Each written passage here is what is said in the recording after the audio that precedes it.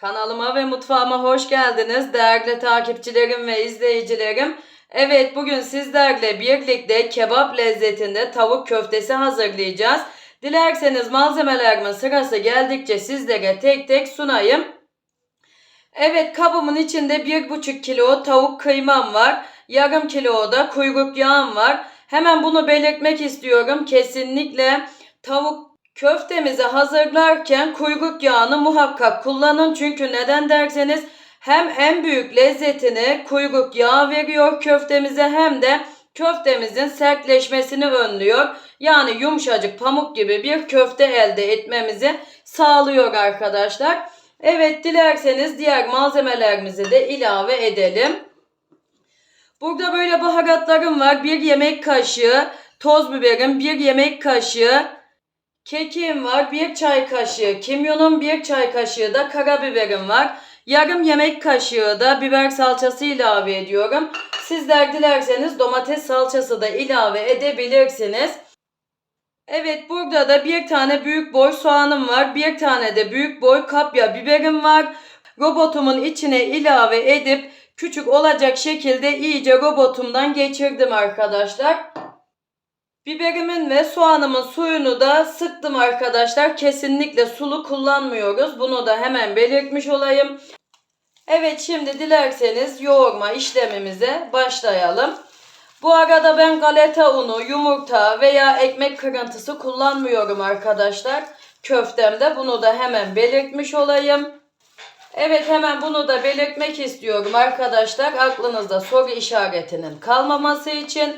Galeta unsuz ve yumurtasız yoğrulan köfte dağılmıyor mu derseniz asla, kesinlikle dağılmıyor. Daha önce denemediğim hiçbir tarifimi sizlerle paylaşmıyorum ve ilerleyen dakikalarda da zaten köftemizin dağılıp dağılmadığını sizlere sunacağım. Evet, şimdi köftemi 15 dakika yoğuracağım.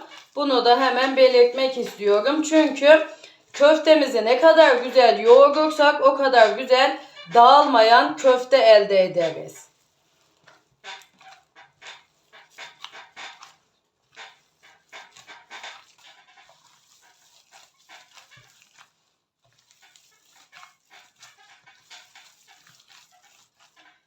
Evet, köftemi 15 dakika yoğurdum. Şimdi maydanozumu ilave ediyorum. Bir demet maydanozum vardı. Onu da aynı şekilde robotumdan ince olacak şekilde kıydım arkadaşlar. Bu arada maydanozumu, soğanımı, biberimi daha önceden yıkadım. Yıkayıp da robotumdan geçirdim. Bunu da hemen belirtmek istiyorum. Kesinlikle malzemelerimizi yıkayarak kullanalım. Evet, maydanozu sonradan ilave etmemin nedeni maydanozumuzu baştan katsaydık tamamen ezilecektir arkadaşlar. O yüzden maydanozumu sonradan ilave ettim. Bunu da hemen belirtmiş olayım. Evet, tamam, yeterli. Şimdi dilerseniz diğer kabımın içine ilave edip 1 saat dinlendireceğim. Dinlendikten sonra köftemin şeklini vereceğim bilginize. Evet, 1 saat dinlendi. Dilerseniz köftemizin şeklini verelim. Hemen böyle öncesinde elimi ıslatıyorum ki köftemiz elime yapışmasın. Böyle yumurta büyüklüğünde bir parça alıyorum. Avucumun içinde yuvarlayıp sonra şu şekilde elimle bastırıyorum. Sonra bıçağımla bu şekilde şeklini veriyorum. Yağlı kağıt sermiş olduğum tepsimin içine alıyorum. Yine tekrardan elimi ıslatıyorum ve yumurta büyüklüğünde alıp avucumun içinde yuvarlıyorum. Sonra bu şekilde bastırıyorum. Yine aynı şekilde şeklini veriyorum köftemin. Bu şekilde. Yine yağlı kağıt sermiş olduğum tepsimin içine alıyorum. Evet, yine elimi ıslatıyorum ve yine bir parça alıyorum. Avucumun içinde yuvarlayıp sonra diğer avucumla bastırıyorum bu şekilde. Ve bıçağımla bu şekilde şeklini veriyorum köftemin. Sizler dilerseniz şekil vermeye de bilirsiniz. Sadece avucunuzla bastırıp da katabilirsiniz köftenizi. Ama bu şekilde yaparsanız görsel olarak gerçekten de çok güzel görünüyor.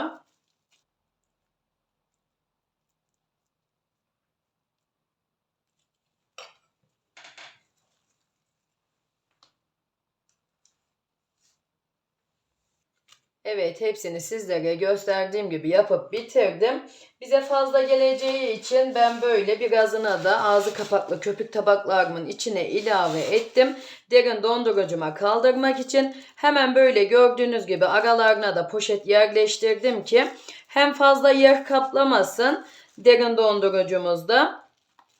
Hemen şöyle göstereyim.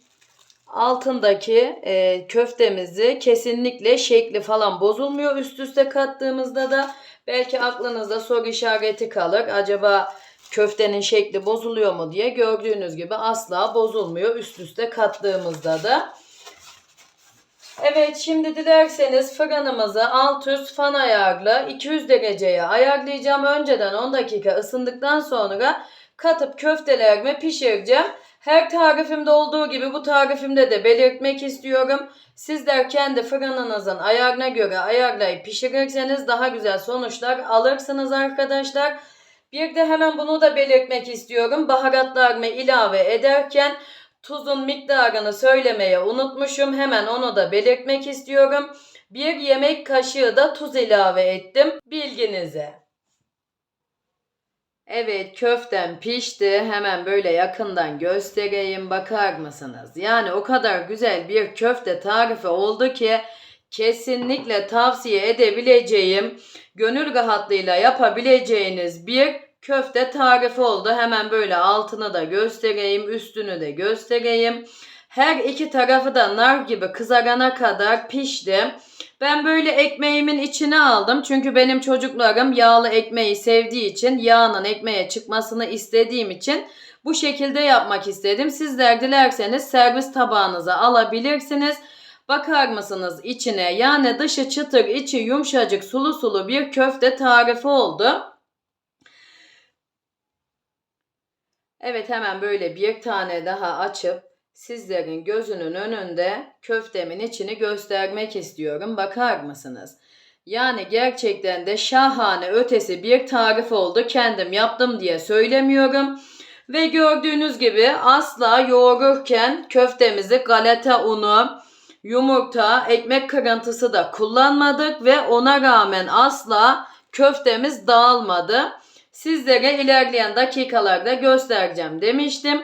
Çünkü pişerken dağılırsa dağılırdı köftemiz. Pişerken dağılmadığına göre gönül rahatlığıyla galeta unsuz, yumurtasız, ekmek kırıntısız da köfte tarifi yapabilirsiniz arkadaşlar.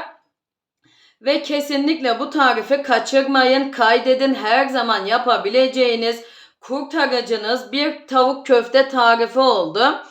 Evet, bugün de bir tarifimin sonuna gelmiş bulunuyorum. Sizler son dakikalarını izlerken ben de sizlere yavaş yavaş veda edeyim. Beni buraya kadar izlediyseniz, hala kanalıma abone değilseniz bir tıkla ücretsiz bir şekilde abone olup bildirim tuşlarınızı açarsanız bundan sonraki gelecekteki bütün tariflerimden de haberdar olursunuz. Olumlu olumsuz bütün yorumlarınızı da yine benimle paylaşırsanız beni çok mutlu edersiniz. Elimden geldiği kadar hızlı cevaplamaya çalışıyorum. Bunu da hemen belirtmek istedim. Kendinize iyi bakın. Allah'a emanet olun. Hoşça kalın.